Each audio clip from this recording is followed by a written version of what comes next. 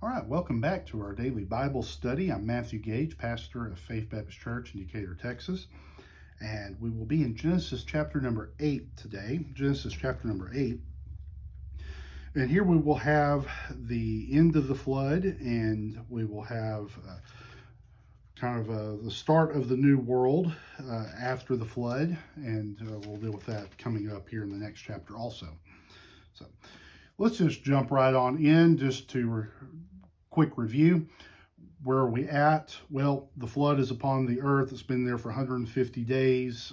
All of life upon the earth, everything that breathes, is dead, human, animal.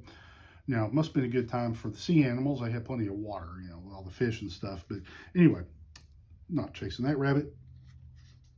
But here we go. At the end of the flood here, that's where we pick up in Genesis chapter 8, verse number 1. And God remembered Noah and every living thing and all the cattle that was with him in the ark. And God made a wind to pass over the earth, and the waters assuaged. The fountains also of the deep and the windows of heaven were stopped, and the rain from heaven was restrained. And the waters returned from off the earth continually. And after the end of the 150 days, the waters were abated. So the end of the flood, there's no more waters coming down upon the earth, and the waters are beginning to settle. And we see there 150 days, rain 40 days, 40 nights, but it still takes 150 days for the water to settle out for dry land to start appearing. Verse 4. And the ark rested in the 7th month on the 17th day of the month upon the mountains of Ararat. Now, Ararat traditionally today is believed to have been in Turkey. I've seen some people say maybe it's actually supposed to be in Iran. There's some different theories on that, but there's a particular mountain in Turkey, and people have claimed to have seen the remains of Noah's Ark. I don't know what to think about a lot of that. There's some pretty interesting things, and I know the Turkish government doesn't let people do a lot of exploring over there. But anyway, it's interesting. That's something else if you want to chase down some rabbits on. That's some interesting stuff to look into. But also note here it says the mountains of Ararat, mountain. So just that specific range with that name. So what we have, the traditional location may not even be correct. So just throw that out. Verse 5, and the waters decreased continually until the 10th month. In the 10th month of the first day of the month were the tops of the mountains seen. And it came to pass at the end of 40 days that Noah opened the window of the ark which he had made. So after the ark has come to rest, there's another 40 days. And Noah opens up the window in the top of the ark. Verse 7, and he sent forth a raven, which went forth to and fro until the waters were dried up from off the earth. Now, why a raven? He sends out this one bird, but a raven also can eat carrion and corpses and things. So it left, it didn't come back. Why? Because it probably had plenty of food. It just kept flying around. It did not return. Verse 8, and he sent forth a dove from him to see if the waters were abated from off the face of the ground. And the dove found no rest for the sole of her foot, and she returned unto him into the ark, for the waters were on the face of the whole earth. Then he put forth his hand and took her and pulled her in unto him into the ark. So when he sends a dove out, the dove returns back. There's no place to land. There's no plants or anything. Though they're resting on the ground, the dove can find no place to rest or to perch, so it returns back home. Verse 10, and he stayed yet other 7 days, and again he sent forth the dove out of the ark. And the dove came in to him in the evening, and lo, in her mouth was an olive leaf plucked off. So Noah knew that the waters were abated from off the earth. So when this bird returns and it's got this olive leaf there, he takes a sign. Well, look, there's plant life growing again. Therefore, there's dry ground, and so it's safe for us to exit the ark. See here, where did I end up? Verse number 12. And he stayed yet other 7 days and sent forth the dove, which returned not again unto him anymore. So this time when the dove went out, it didn't just find plant life. It found plenty of stuff for it to, place to perch, some food to eat. So it was fine. So he said, okay, it must be good. if the dove is content. Verse number 13. And it came to pass in the 601st year, in the first month of the first day of the month, the waters were dried up from off the earth, and Noah removed the covering of the ark and looked, and behold, the face of the ground was dry. Now, what's that 601st year?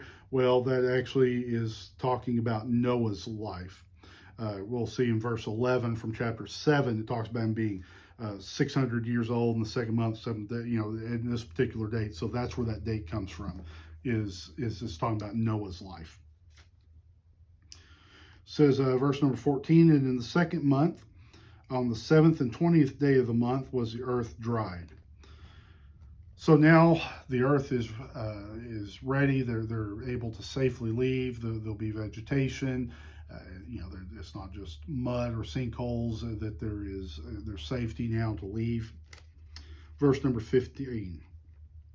And God spake unto Noah, saying, Go forth of the ark, thou and thy wife and thy sons wives with thee. Bring forth with thee every living thing that is with thee, of all flesh, both of fowl and of cattle, and of every creeping thing that creepeth upon the earth, that they may breed abundantly in the earth, and be fruitful, and multiply upon the earth. And Noah went forth, and his sons, and his wife, and his sons' wives with him, every beast, every creeping thing, every fowl, and whatsoever creepeth upon the earth after their kinds went forth out of the ark. So the repopulation of the world begins. And by the way, I'll point out, do I believe that this was a planet-wide event? Yes, I do. I know that there was a theory a few years ago. Robert Ballard, the man that found the Titanic, had a theory that maybe this was a localized flood, and they did some research. I think it was by the Black Sea. I can't remember exactly, but said, oh, this was a terrible flood, and this inspired Noah's story. That's not... There's really far less evidence for that as opposed to evidence that the scriptures account is true. So here we have the animals and mankind leaving the ark. And so what is the first thing that they do? I kind of like this. Verse number 20. And Noah builded an altar unto the Lord, and took of every clean beast and of every clean fowl, and offered burnt offerings on the altar. So the first thing that he does is offer a sacrifice to God, to thank God for bringing them safely through, to thank God for the opportunity, the new world that they're in, and just to give God the praises that he is due. And you think about it, before the flood, mankind refused to do that. Mankind had turned away from God, but now Noah and his family, what's the first thing they do? Well, you could say everybody that day was in church on the first day after the flood. Verse number 21, God's reaction to the offering. And the Lord smelled a sweet savor, and the Lord said in his heart, I will not again curse the ground any more for man's sake, for the imagination of man's heart is evil from his youth. Neither will I again smite any more every living thing as I have done, while the earth remaineth, seed time and harvest, and cold and heat, and summer and winter, and day and night shall not cease. So God here sees the sacrifice and says, I will not do this again. And God will not do this again until kind of the end of Earth's history, which we'll get to if we keep this going and we finish up in Revelation. We'll get to talk about that. Got a book ending here. These terrible judgments upon the earth. So notice here it talks about he's not going to go through, he's not going to recurse the ground. Now, the world that they live in is going to be very different. It's a very broken biology that comes in because of sin, because of the curse. They're not going to live to be 900 years old anymore. It's going to be much more difficult to live, for the animals to live. And part of that, you'll see verse number 22. I thought this was interesting. It talks about the cycle, seed time and harvest, cold, heat, summer, winter, day, night, these cycles of things. Well, before this, all we ever saw was day, night, which returning back to some of the theories I talked about, I think the earth was a perfect like greenhouse type state before. So was there a winter? Was there a summer with, high heat, and then, the cold spells? And where life would go into hibernation or life would struggle to survive in those extremes. I think it was pretty constant. Everything survives, but God's saying things are going to be different now. The earth is going to work different, and there's going to be these cycles of events. No more will you be able to just plant any time of the year.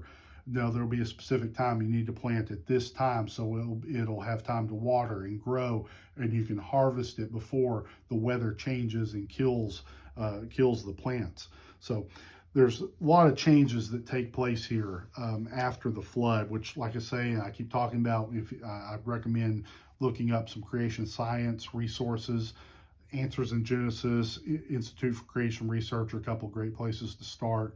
They have a lot of information on things like this, and go look at some of the things they have. There's some neat theories and models and things out there proving this kind of stuff. So I would recommend looking that up if you're curious. So anyway, that's where we're at. We have ended the flood. Noah and his family have left the ark. The animals have left the ark, and they begin to repopulate the earth. And next time we will see what happens in some of these first steps of mankind rebuilding civilization, if you will, with Noah and his family. So I thank you for watching, and once again, I hope it's been a help and a blessing to you.